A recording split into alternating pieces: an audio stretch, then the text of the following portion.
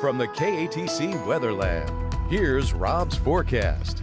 Welcome back. Well, another typical September day with partly sunny skies, scattered afternoon storms. We still have this pesky upper level low that's in our area that's not going to move a whole lot. In fact, it drifts a little bit further west in the days ahead. And you can see the tropical moisture kind of wrapping around it. Scattered storms this afternoon. Deeper tropical moisture to the east, and it's really been manifesting over the Florida Peninsula this afternoon. Drier air not too far away. So this is going to be the tale of two forecasts. Lafayette on eastward and Acadiana on eastward, scattered storms. You get to Lake Charles, Beaumont, drier weather and more sunshine expected. But with this system drifting westward, might see a better chance of scattered storms even for our friends over toward Lake Charles or say DeRidder, Fort Polk as we get into Saturday. But tomorrow, mainly Lafayette area, we'll say St. Landry, Acadia, Vermilion parishes on eastward, and we'll demonstrate that in just a bit. You can see how showers and storms have been firing up this afternoon, mainly across central and eastern portions of Louisiana.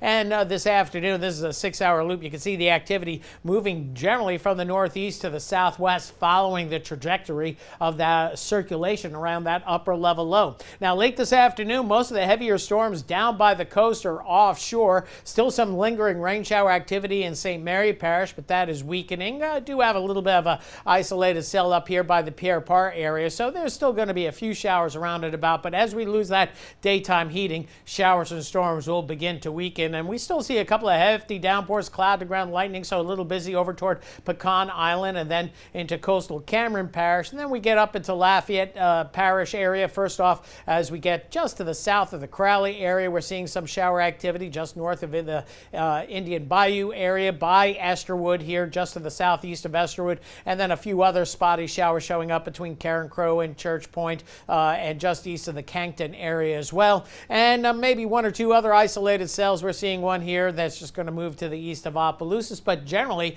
things are beginning to quiet down. So as we take a look at the big picture, you can see the shower activity over Louisiana not too enhanced. You can see more enhancements over toward the southeastern Gulf of Mexico and Florida. Hurricane K weakening as it scrapes along Baja here, and the threat of some locally heavy rains on the way for SoCal areas going into tomorrow and more than likely Saturday as this storm eventually peels off to the west and weakens to a tropical storm. Elsewhere in the tropics, still tracking 4 areas, but one we're taking off the table. That would be Danielle, now post-tropical cyclone Danielle in the North Atlantic. One area that we're continue to keep an eye on has a pretty high chance of developing next few days, but it looks like it's going to be a short-lived system as conditions are not going to be too favorable, and this system is going to stay out in the Atlantic. Another wave that is pretty far south of the Cape Verde Islands is might develop in the next several days, but maybe a limited future there. Meanwhile, we have Hurricane Earl here doing its thing just south and east of the island of Bermuda.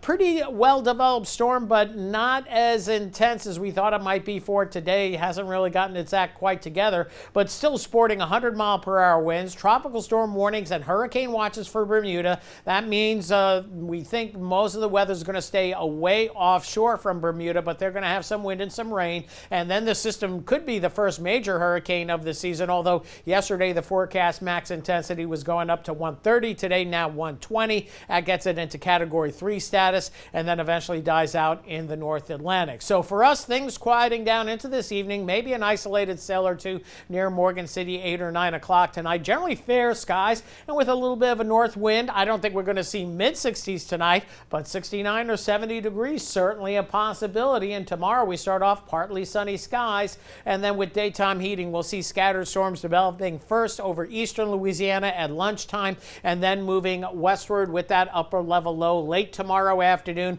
into tomorrow evening. So Friday night football could have some shower activity first quarter or so, and then things are quieting down as the evening wears on, and we reset and do it all over again going into Saturday. Sunny skies in the morning, then scattered storms developing during the course of the afternoon, and then that activity weakening during the course of the evening. But again, scattered activity, we have rain chances 50 to 60%, but they're primarily going to be Lafayette on eastward. In fact, we've been using this graphic of late, and I really like the way this depicts your rain chances at any given location. So the white and blue lines, best rain chances tomorrow, that's New Iberia and Morgan City. You get to red, that's Lafayette.